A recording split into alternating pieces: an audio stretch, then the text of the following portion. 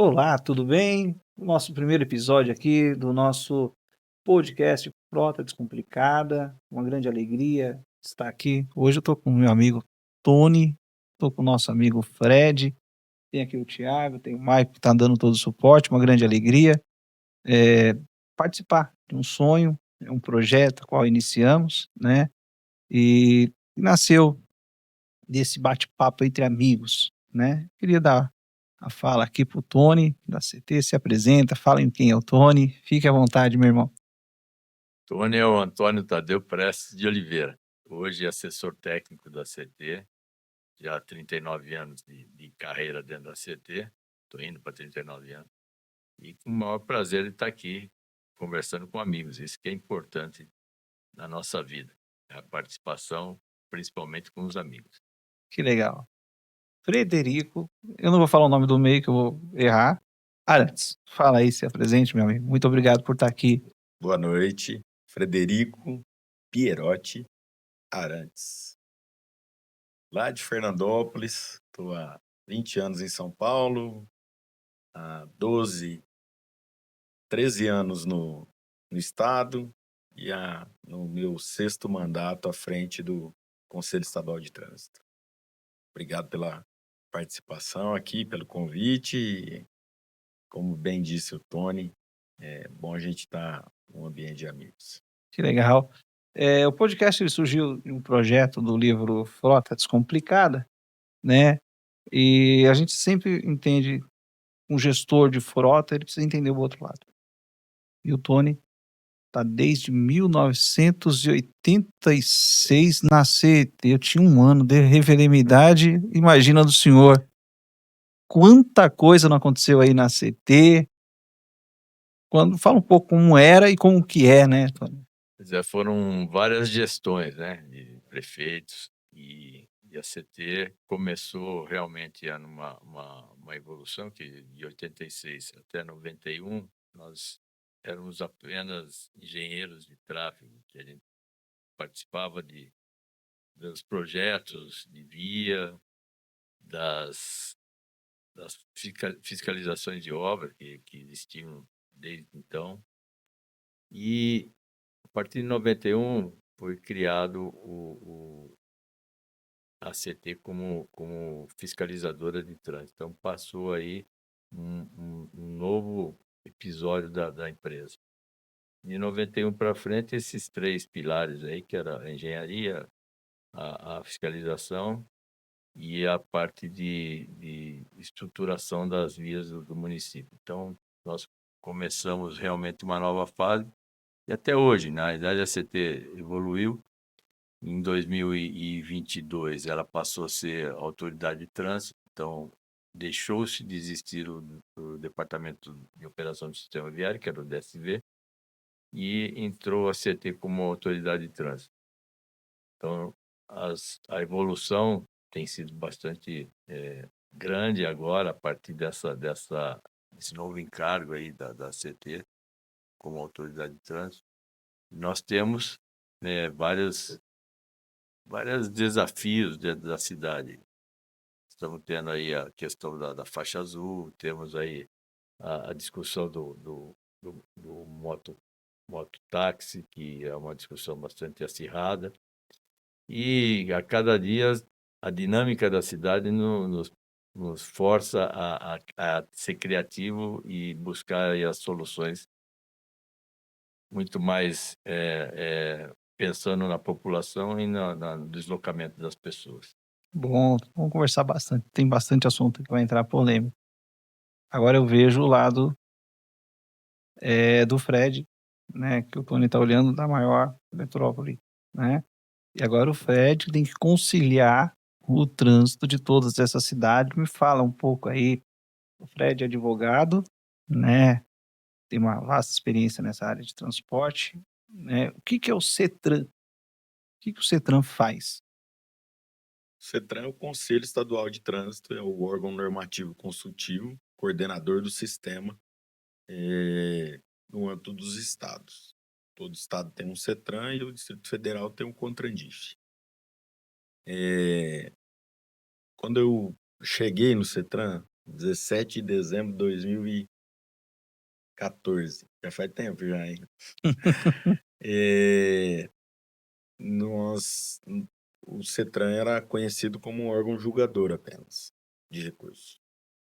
E, e eu, graças a Deus, isso eu agradeço bastante, eu sempre fui cercado, eu sempre tive muito próximo a mim pessoas do bem, que nunca se negaram a me ajudar, nunca se negaram a contribuir, a participar da evolução, e Nakama é um desses. Uma das primeiras pessoas que eu conheci no conselho, José Luiz Nakama, um amigo, um cara diferente, disposto a ajudar, do bem, e outros tantos amigos que também nos ajudaram a sempre ter essa percepção de que o trânsito, de que a função do CETRAN iria muito além dessa função de ser um julgador de recursos. Tem a função de coordenação, tem a função da política pública, a função de representar os municípios junto à época, a Denatran, né? Era o Denatran, era o Departamento Nacional de Trânsito, e ao CONTRAN. E foi isso que nós estamos fazendo. Até chegar nos dias de hoje, onde o CETRAN participa da elaboração da política pública, auxilia ali nós estamos construindo um plano estadual de segurança viária, participando dos problemas das cidades. Então, nós temos discussão com os órgãos de trânsito. Olha, esse assunto precisa ser tratado, precisa ser olhado. Infelizmente, a gente tem um sistema nacional de trânsito que só é sistema no papel. A esfera federal dificilmente olha para os municípios, e aí olhar para um município como São Paulo tem que ter o mesmo carinho de você olhar para um município com 3 mil habitantes. O país tem mais de 5.570 municípios. Na verdade, são 5.571 municípios hoje. E cada um com uma característica. Nós temos um município no estado de São Paulo com 900 habitantes, que é Borá, e temos São Paulo com 12 milhões de habitantes. Vou fazer uma pergunta, Fred. Você trabalha com uma pluralidade de municípios grandes, eu tenho secretaria de transporte. Tem outros municípios menores que tem uma diretoria de transporte, né? E você tem, por exemplo, hoje o nosso presidente do Detran é altamente formado, tem toda uma estrutura. Eu trabalho com transporte, mas tem cidade que você vai encontrar uma pessoa que foi indicada por um político que não tem nenhum conhecimento de trânsito. Como que você lidar essa situação, né? Porque você vai trabalhar com todo tipo de pessoas, de gestores, pela pluralidade que nós temos. Esses desafios, como que é? No dia a dia do CETRAN. Eu, eu, assim, eu acredito que a palavra acho que a gente tem que guardar a humildade sempre. A humildade, a pessoa que sabe muito, você tem que ser humilde o suficiente para recepcionar, receber esse ensinamento, né? E a pessoa que não sabe, às vezes, em determinado momento eu não sabia. Muita coisa eu não sei. Muita coisa tem pessoas que estão aptas aí ou que estão disponíveis a ensinar. E acho que a vida é isso. É a gente ensinar alguém e aprender com outra pessoa. É óbvio que nós não podemos, nessa troca, nessa experiência, não posso sair abrindo mão dos conceitos, dos valores nossos, porque a pessoa não sabe. No direito tem uma máxima que ninguém pode se esquivar aí do cumprimento da norma porque desconhece. Então, e no conselho é assim, uma parte das atividades nossas de julgamento é desse jeito. As pessoas simplesmente falam que eu atravessei a faixa ou eu avancei o semáforo no vermelho porque eu me senti ameaçado por alguém ou eu precisei socorrer alguém. O código não traz essa exceção.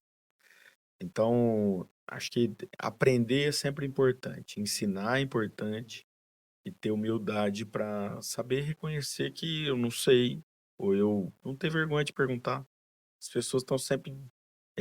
Quem tá trabalhando ali com o coração aberto, nunca tive dificuldade, por exemplo, de ligar pro Tony e pedir uma informação e ele sempre me ajudou. Ele já pediu alguma informação, eu pude ajudar. Você já pediu alguma informação, eu pude ajudar. E isso, assim, não é porque nós estamos aqui numa reunião fechada aqui. Isso é para todo mundo. Eu dou a informação para quem bate a minha porta ou para quem manda um e-mail para o conselho. A nossa sessão de julgamento é ao vivo, toda terça-feira, às 9 horas da manhã. Digita lá CETRAN SP no YouTube, tem o julgamento do Então, CETRAN. é aí que tá, né? Existe uma vez o Tony me deu uma bronca. Eu fui lá no Tony, lá, com todo respeito, tem um fair play. E nós fundamos o comitê de gestão de frota. O Tony falou assim: ó, o pessoal da bike faz parte do conselho municipal. O pessoal do a pé faz parte do conselho municipal, mas você, como transportador, não tem representação aqui. E há uma disparidade que muitas das vezes o setor público e o setor privado não têm uma conexão. Por exemplo, Tony, nós estamos diante de uma situação agora que envolve toda a capital. Mototáxi. Só complementando do Frederico, eu acho que assim, nós estamos dentro de um ambiente que as entidades devem ser consultivas. Então, eu acho que essa disponibilidade de auxiliar, seja um município, seja uma entidade, isso eu acho que torna-se um dever para quem está atrás da mesa de uma autoridade de trânsito ou de um CETRAN, por exemplo, você poder auxiliar que isso facilita o teu serviço também. Você consegue realmente dar andamento nos projetos a partir dessa facilidade que as pessoas têm de entender e interpretar o que você precisa. Essa questão do mototáxi é uma discussão que nós temos um número muito elevado de acidentes, inclusive com assim, hoje sinistros fatais que ocorrem na cidade em cima de uma motocicleta. E a partir do momento que você dá a oportunidade de ser utilizado um modal de transporte de passageiros com a moto, isso expõe bastante a autoridade de trânsito e a própria gestão da prefeitura. Então, essa é a discussão que o prefeito tem feito. Logicamente que existem algumas dificuldades para o transporte público, né? Que você tem, às vezes, o transporte, muitas pessoas acham que não é adequado e vão partir para a utilização de um transporte individual, que é a motocicleta. E isso tem trazido aí grandes transtornos. Hoje nós temos uma frota cadastrada de 1.300.000 motos. 1 milhão? 1.300.000 motos aqui no município de São Paulo. Então, é um número bastante expressivo. E assim, o que é mais difícil de fazer as pessoas entenderem é que nós temos um espaço físico limitado dentro da cidade. Não dá para você realmente criar a oportunidade de você criar faixas exclusivas para motos, faixas exclusivas para ônibus, faixas exclusivas para pedestres, faixas exclusivas para ciclistas. Quer dizer, é limitado. Nosso espaço físico é limitado. Você não tem como trabalhar mais, você não tem como fazer com que uma via ela fique mais larga. Se você tirar o passeio, você vai prejudicar o pedestre. Então, um estudo e uma briga diária aí para poder que as pessoas entendam que esse espaço é limitado. Hoje, qual o tamanho da frota na capital? Na capital, nós estamos com 9,5 milhões de veículos. Quantos habitantes nós temos? 12 milhões de habitantes, então quase um veículo para cada habitante. Então, isso é complexo. Fora os que vêm aqui, né? Fora os que vêm de fora, quer dizer, você tem, complexo, você tem uma circulação diária das 6 da manhã até às 18 horas, aproximadamente de 8 milhões de veículos que circulam na cidade. Porque mudou. Porque antigamente nós falava assim, ó, vai ter o horário de pico. Hoje, Sim. o horário de pico é toda hora. Hoje você tem todas as vias comprometidas a qualquer horário. E isso eu não vejo só na cidade. Eu utilizo, às vezes, a Castelo Branco. A Castelo Branco se tornou uma avenida. Hoje, se eu utilizava para ir para Barueri lá, se torna uma avenida. Hoje, por mais que você crie faixas e faixas, a população utiliza o veículo, é o transporte individual. Uma pergunta para vocês dois, que são especialistas, e sei, vocês vivem o dia a dia do transporte. Eu sou um passageiro, eu sou um condutor de carro. Pós-pandemia, né? Imaginávamos que ia ter uma questão de um home office ou que haveria uma geração que ia andar menos de carros. Mas o que tem dado, os dados, é que o trânsito tem piorado pós-pandemia. Que tem observado também os órgãos ou é só uma percepção minha como condutor? Pode falar, Tony. Bom, Sou muito educado, Tony. então, o que aconteceu? Pós-pandemia, realmente, nós vivemos um ano e meio com o pessoal ainda com a cultura do home office. Então, isso reduziu bastante esse volume diário aí que eu falei nós chegamos em 6 milhões, 5 milhões e meio de veículos. De 2019, que nós tínhamos a média de 7 milhões, e hoje veio com mais força a utilização do veículo. Então, nós passamos de 7 milhões para 8 milhões a média diária desse período. Então, o home office, a princípio, para nós, ele acabou. Eu acho que hoje as empresas realmente chamaram todos os seus funcionários para voltar. Eu acho que isso está acontecendo e é perceptível através desses volumes que a gente contabiliza. Então, eu acho que realmente seria uma cultura interessante, né? E fosse mantida para as atividades que realmente podem estar aproveitando dessa possibilidade, né?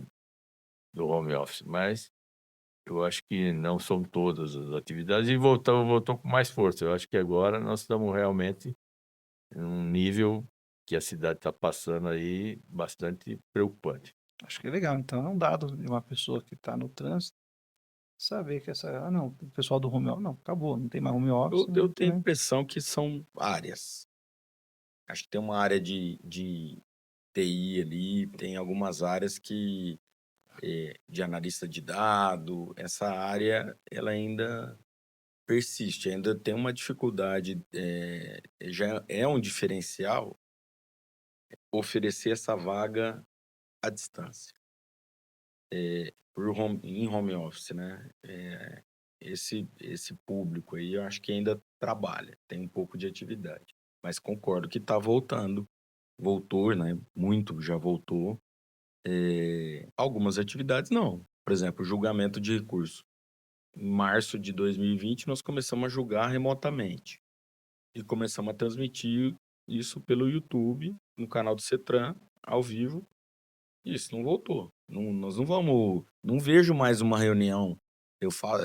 Nós fizemos aí, sei lá, de 2020 para cá, mais umas seis sessões de julgamento que foram presenciais. Nós não fizemos mais sessão de julgamento presencial. Falando sobre sessão, quais são os 3 principais recursos de multa hoje que o CETRAN julga? Acho que, acho não, né?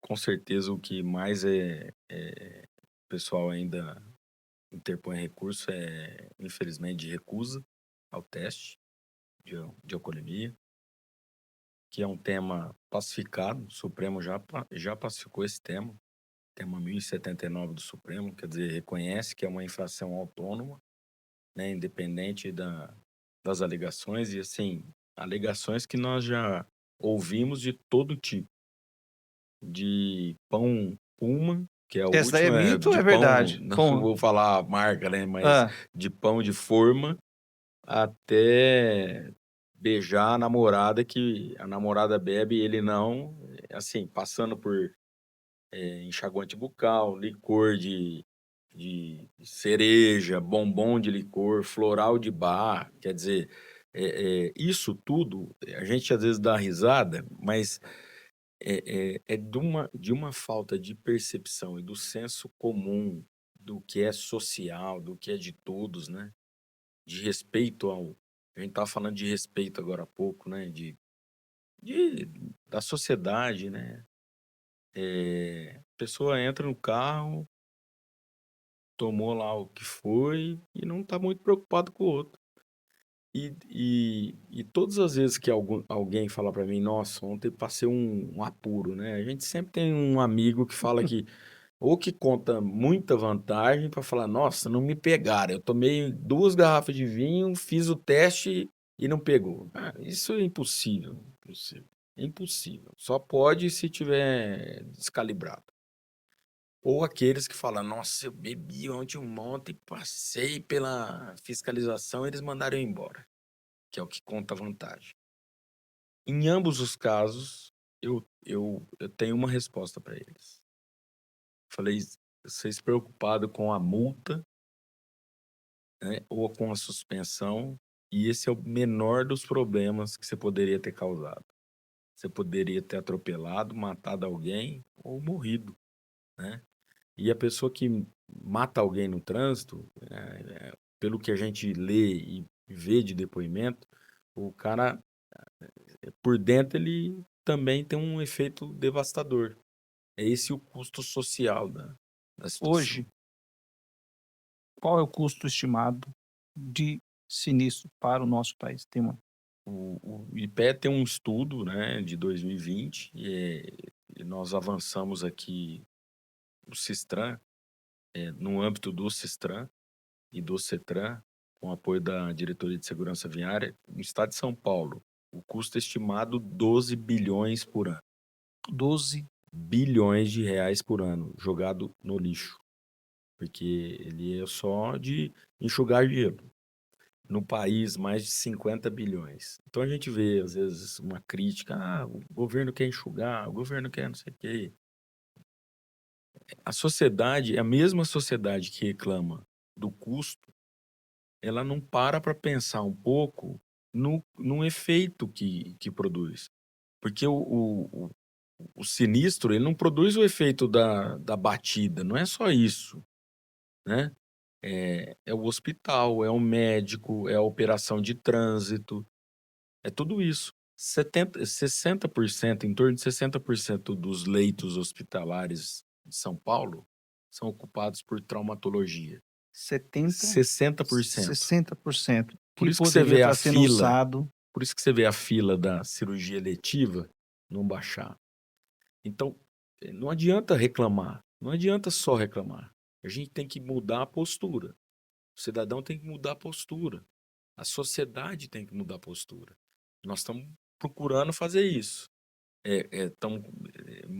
Estamos com agendas convergentes com a Secretaria de Educação, por exemplo, para inserir, de fato, criar uma diretriz sólida para colocar dentro das escolas.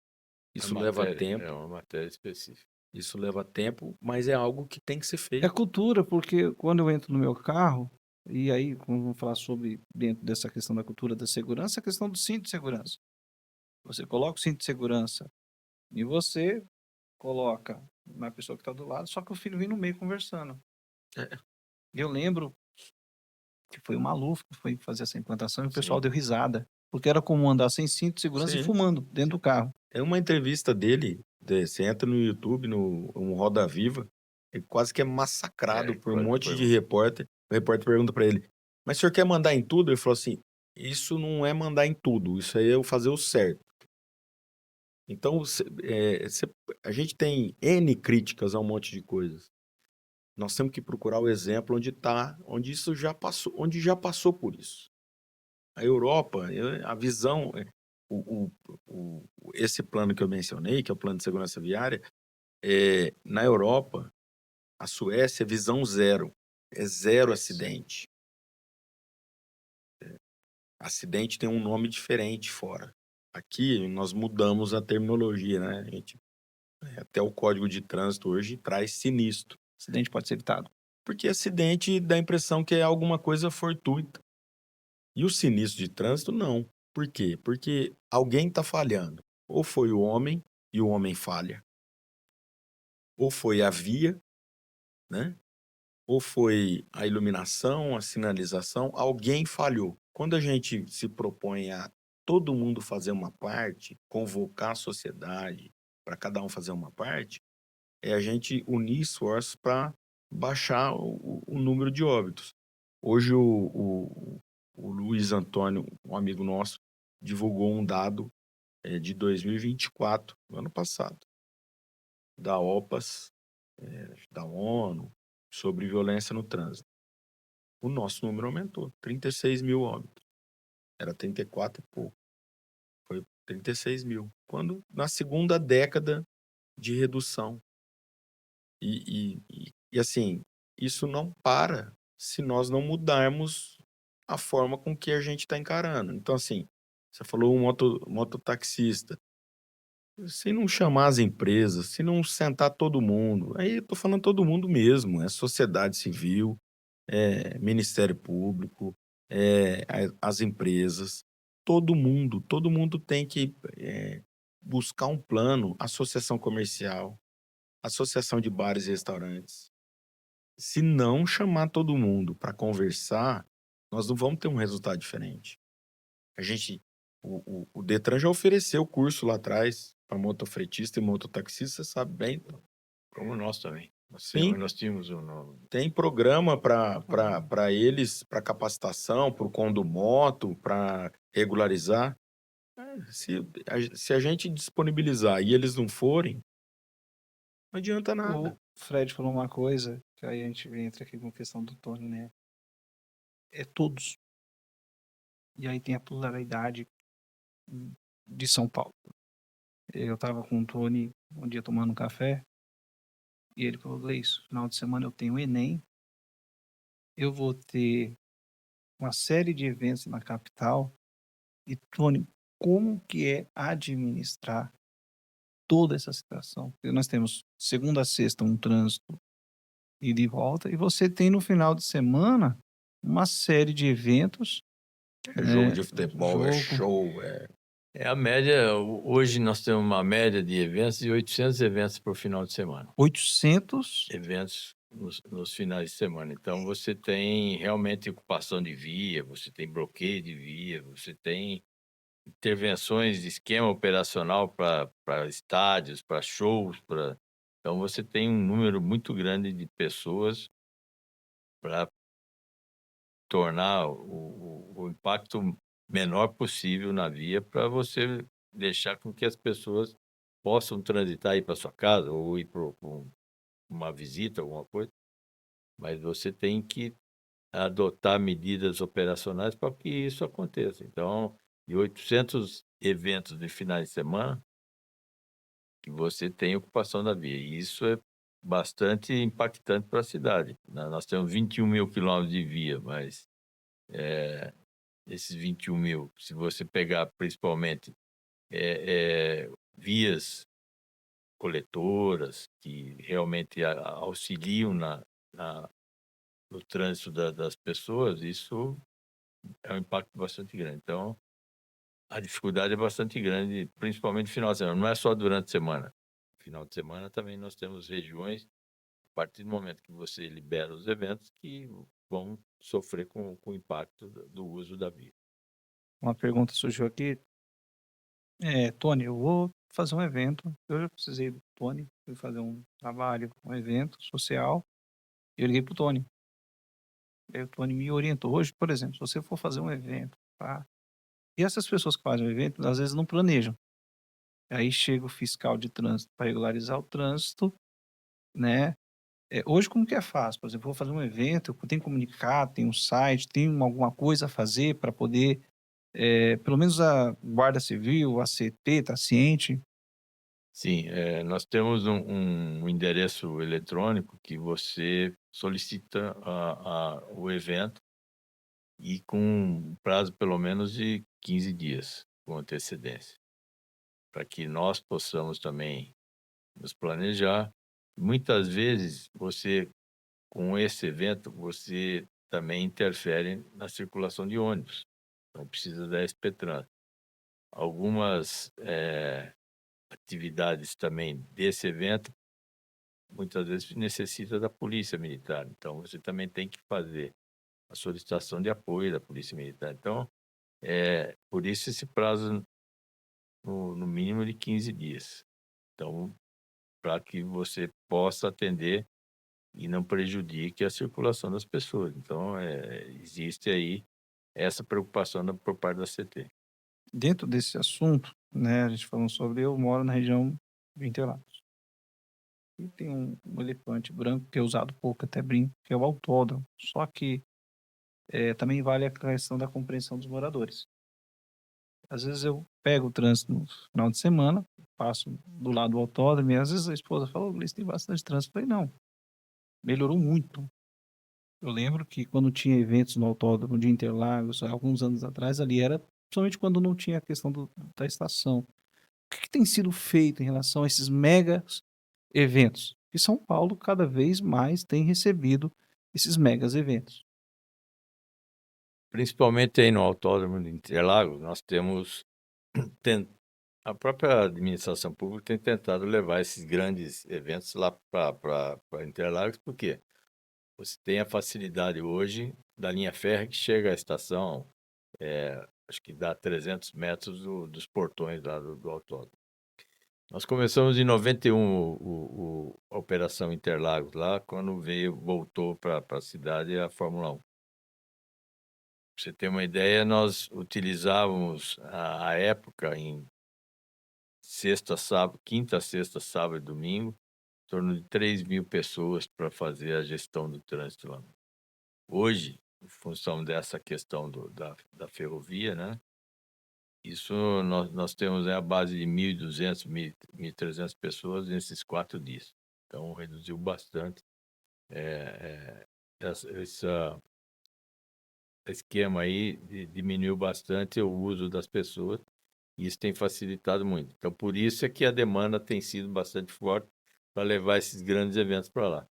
Então, tem exclusividade até de trens que partem de determinados pontos da cidade e vão diretamente para a estação sem precisar parar em várias estações. Isso é muito bem divulgado. Então, se existe aí o próprio organizador do evento, ele publica e dá publicidade a essas facilidades, isso tem melhorado bastante, nos ajudou muito.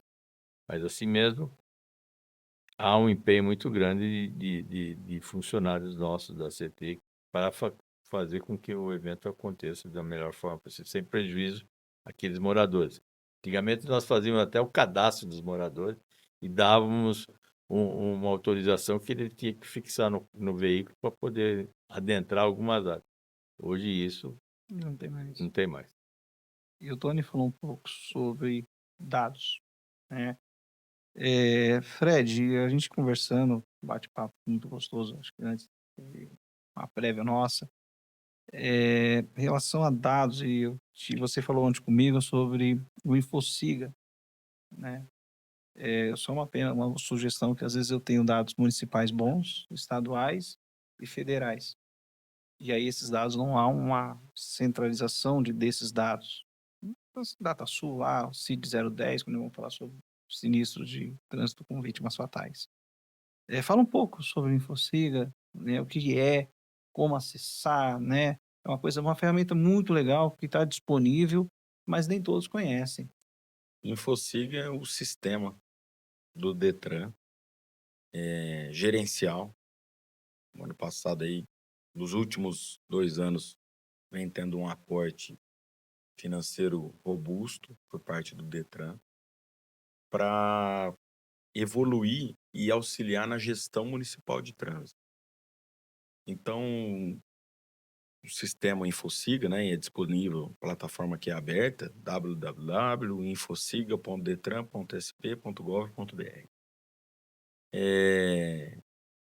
lá nesse site é possível ver o modal do trânsito, qual a faixa etária dessas pessoas que estão sendo vítimas no trânsito.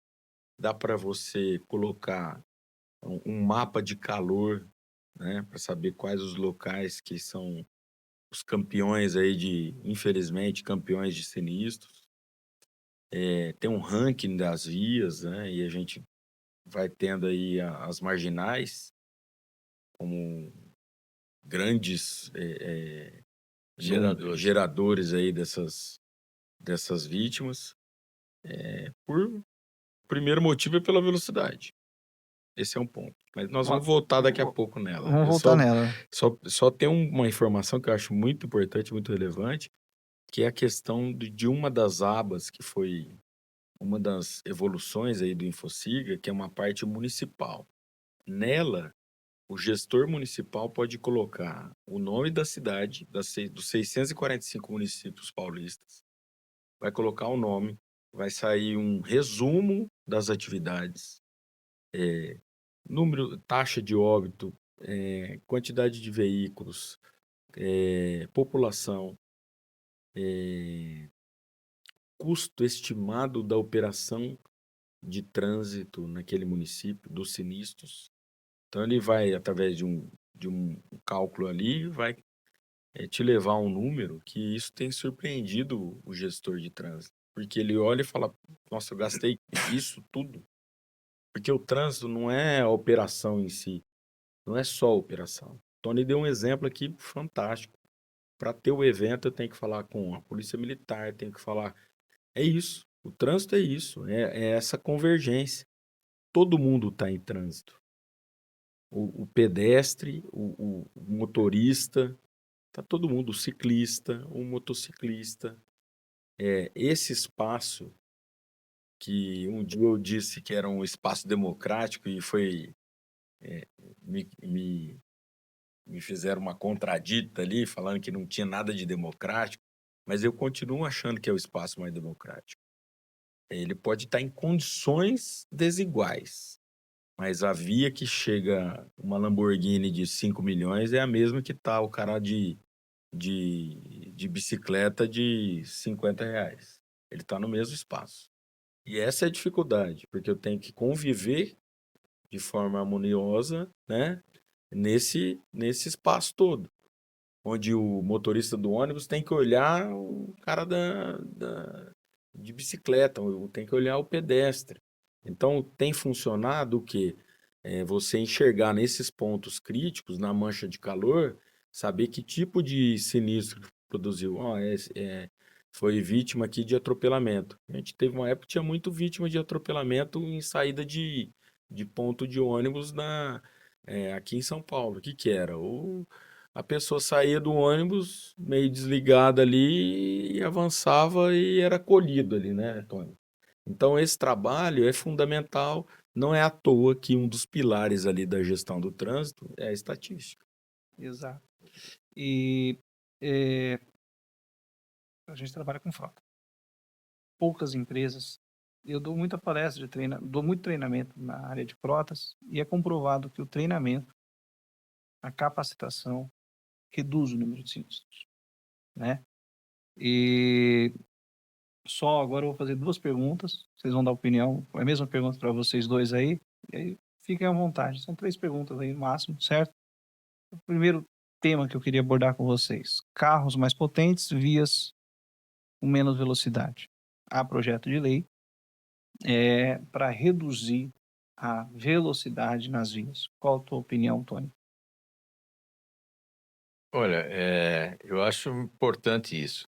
Quer dizer, o que o Fred falou, você tem, através de dados, pontos críticos, que é principalmente as marginais de São Paulo, que a velocidade é bem mais alta do que as vias dentro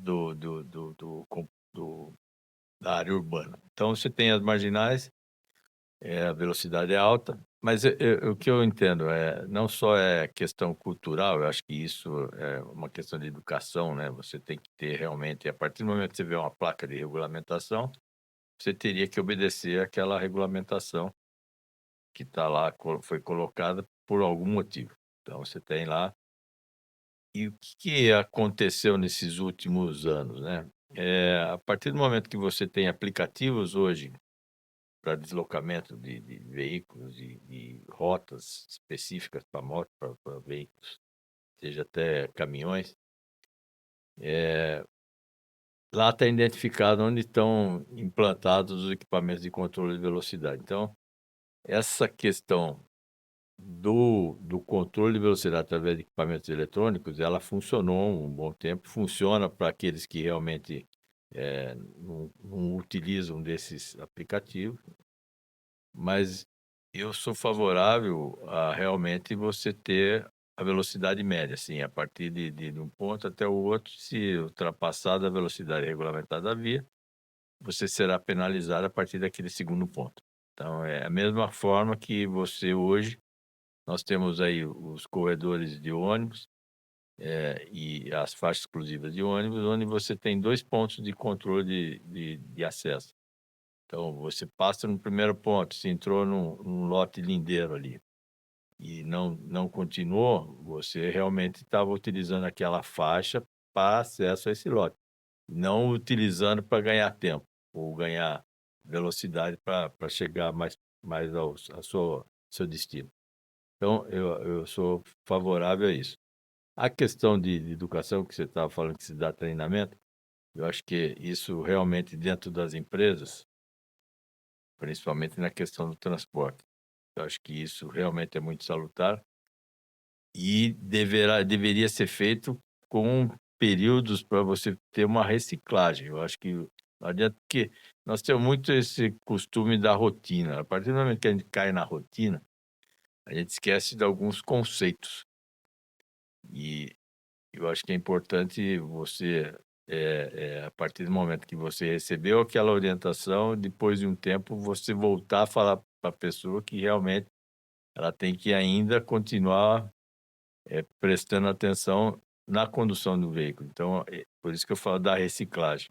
Aliás, eu acho que todo motorista, carteira de habilitação, ela é válida, você só faz exame médico, faz isso aqui, mas eu acho que tinha que realmente, a cada renovação da habilitação, você ter novamente uma possibilidade de testar a habilidade dessa pessoa que está conduzindo. Muito bom. Dentro disso, né, desse assunto, Fred, sua opinião. A velocidade é o que mais mata no trânsito no mundo inteiro. Eu sou completamente a favor de reduzir a velocidade. E com a redução da velocidade, acho que tem que vir a informação correta para o cidadão, né? Você faz qualquer cálculo que você fizer, você ganha muito pouco tempo se você aumentar muito a velocidade. E o risco, ele é completamente exponencial.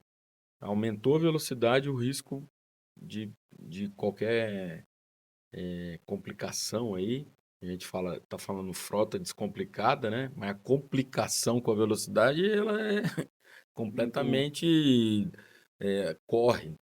Então, correu, você assumiu uma conduta ali de risco mesmo, e o resultado é o pior que tem. Então, acho que tem que ter uma visão estratégica para reduzir a velocidade.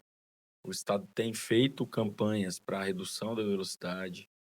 A motocicleta, às vezes a pessoa está numa motocicleta a 70 por hora, 80 por hora, na cidade, correndo para entregar um alimento, entregar uma compra. E às vezes por exigência de quem contrata. Então, essa visão social do dono, né, e de quem está exigindo que chega mais rápido, a gente precisa escolher se nós estamos querendo essa mercadoria suja de sangue ou não. Se você quiser ela de suja de sangue, você vai exigir que ela seja entregue num tempo pequeno. A gente tem que aprender a ter paciência. E talvez a pandemia tenha provocado isso. As pessoas hoje, por um tempo, elas até ficaram mais, sabe, um pouco assustadas com tudo isso. E hoje nós passamos a viver num ritmo frenético, acho que maior do que estava vivendo antigamente. Antigamente. Então, basta você ver que as crianças hoje não têm paciência. O celular fez isso. A tecnologia fez isso. Está tudo muito fácil na nossa mão. Então, você acha o filme que você quer, a hora que você quer, você busca na internet, tudo está a seu alcance. E essa paciência é importante para o dia a dia. A gente, numa cidade, ainda mais numa cidade como São Paulo, se a pessoa não tiver paciência, ela infarta. Infarto. Fred, presta esse livro aqui. Opa, e o Fred é parceirão nosso, né? O Fred ele tem um livro lançado, Temas Atuais, Legislação de Trânsito, né?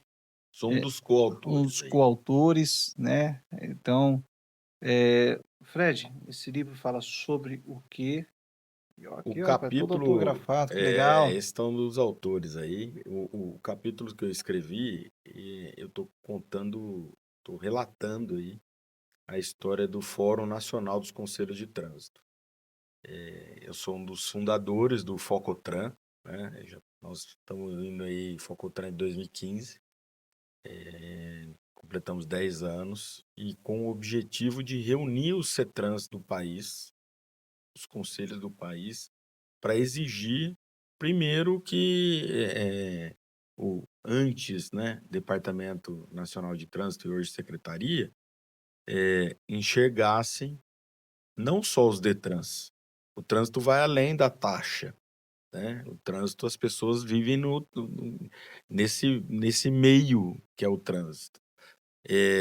E é engraçado que parte do que a gente relata aí, do que eu estou relatando a respeito desse trabalho que foi feito, a gente tem resultados extremamente comprovados nos lugares onde os estados passaram a olhar os municípios como os parceiros. Então, hoje a gente tem uma política no estado de São Paulo voltada a esse apoio aos municípios, de capacitar, de oferecer essa capacitação. Nós fizemos já 3 encontros pela internet, né, 3 webinários aí, com cada um deles tinha 350 municípios. Legal. Você falar com um gestor de várias cidades, você falar com um responsável pelo trânsito, e às vezes nem é um órgão, uma entidade que está integrada, mas a pessoa que é responsável, ela quer o quê? Ela quer informação. E para isso nós fizemos um diagnóstico, acho que único, um dos únicos, eu não vou falar que é o único, mas um dos únicos no país. A gente perguntou para os 645 municípios, encaminhamos um documento para eles, um diagnóstico completo sobre o trânsito. E sobre o trânsito, sobre a mobilidade, sobre o que era aplicado dentro, parte dos municípios nem tem o conceito, porque são municípios pequenos e o estado de São Paulo tem, pra você ter uma ideia, o estado é tão grande, né? São 645 municípios, nós temos 380 municípios que têm menos de 19 mil habitantes. Nós temos mais da metade do estado tem menos de 19 mil habitantes. E a gente tem município que a grande preocupação do prefeito, às vezes você chega com uma complexidade que é o trânsito, que ele não vai nem entender.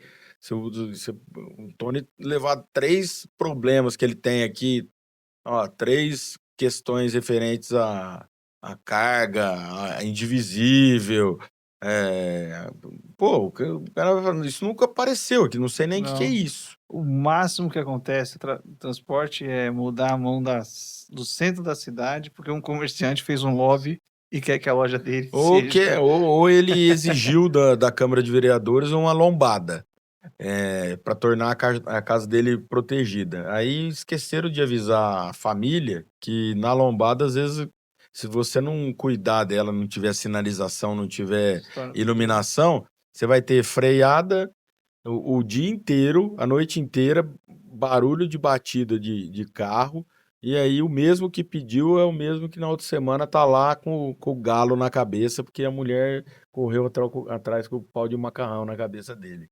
Conforme a construção dessa Lombada. lombada, ela pode até trincar sua casa, dependendo de como é feito, como é construído. Então, você tem toda a parte técnica até da execução da lombada que você tem que fazer. E aí sim, você sinalizar de acordo com antecedência, você tem a advertência para depois você ter o espaço para frenagem do veículo antes de chegar nesse obstáculo, né? Então, tem toda uma regra que tem que ser Essa é a obedecida. engenharia da CT, né? É, A origem do órgão Sim. municipal de trânsito, né? Hoje eu tô bom aqui, um advogado e um outro engenheiro. É. Deu tudo certo. Aí aqui o Tony também, né? Tá no livro Frota Descomplicada. Esse livro tá lá no Mercado Livre, né? E aqui tá o Tony. O Tony foi o nosso homenageado nesse livro. O Tony aqui, ó, né?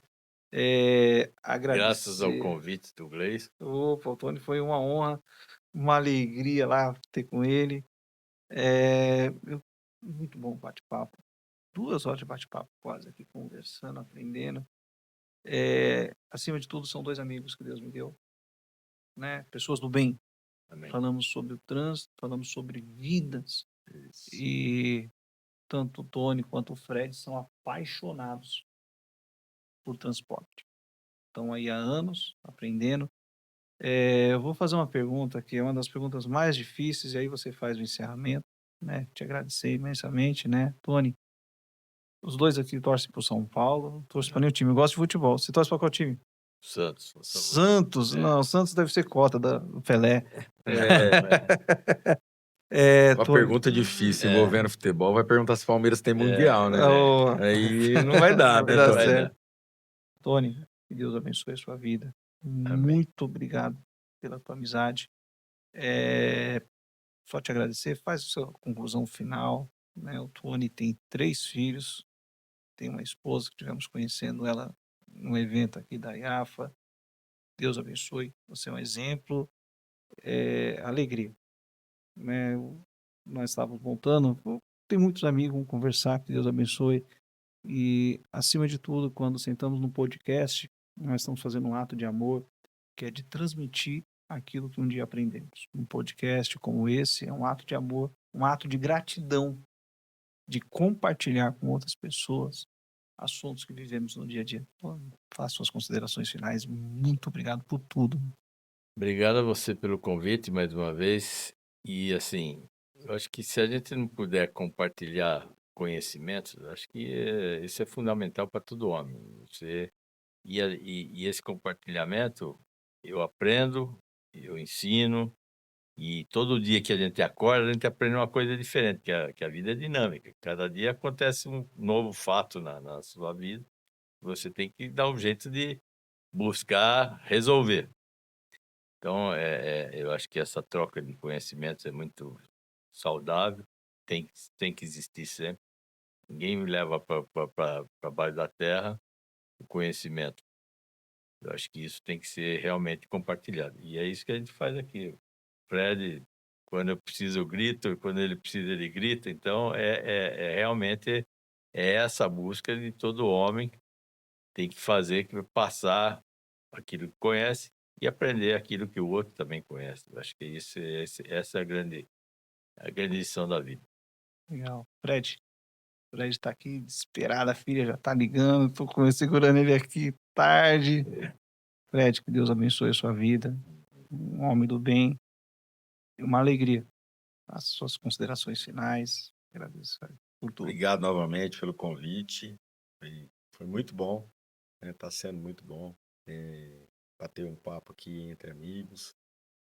E eu já falei sobre a gente ter essa humildade de poder aprender sempre e a boa vontade de ensinar quando as pessoas precisam, né? Orientar. Às vezes a gente até não é tão calmo para fazer as ponderações, né? Precisava ser mais.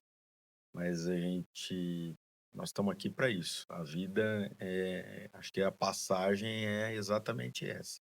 De aprender, de entregar, ensinar, auxiliar, apoiar, né? E agradecer muito mais do que pedir. A gente tem muito mais que agradecer. Eu agradeço novamente o convite e Conselho Estadual de Trânsito, fala em nome do Conselho e fala em meu nome.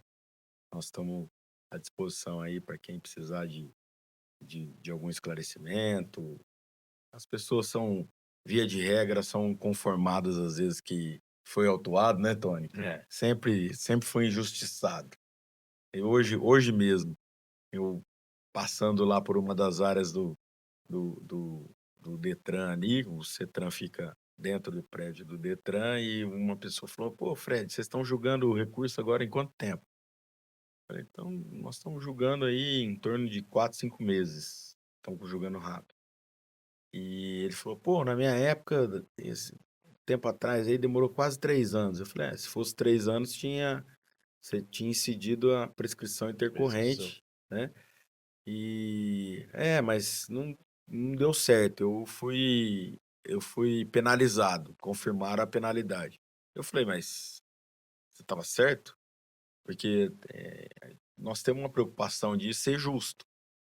Ele falou para mim, não, eu só estava recorrendo mesmo para ganhar tempo. Pô, aí eu falei para ele, pô, Você me primeiro derruba. você me chama aqui no meio, tá no meio de 20 pessoas aqui, aí você quer me derrubar, meu. Eu tô achando que você vai fazer um agradecimento. agradecimento, ou vou ter que fazer um desagravo público aqui, você pega e fala isso para mim. Mas assim, acho que ser espirituoso, ter um bom humor, também ajuda nesse tempo. Que legal. Obrigado de novo, Obrigado. agradeço aí Agradecer aí o os pessoal. meninos aí Os que estão meninos. cuidando Isso aí, da parabéns. técnica. Vamos dar um abraço aí para o pessoal lá, o Mohamed, que está aqui, mandando O mensagem. Mohamed, Trabalhei lá 8 anos na Conciliar, o Juliano, na Somelog.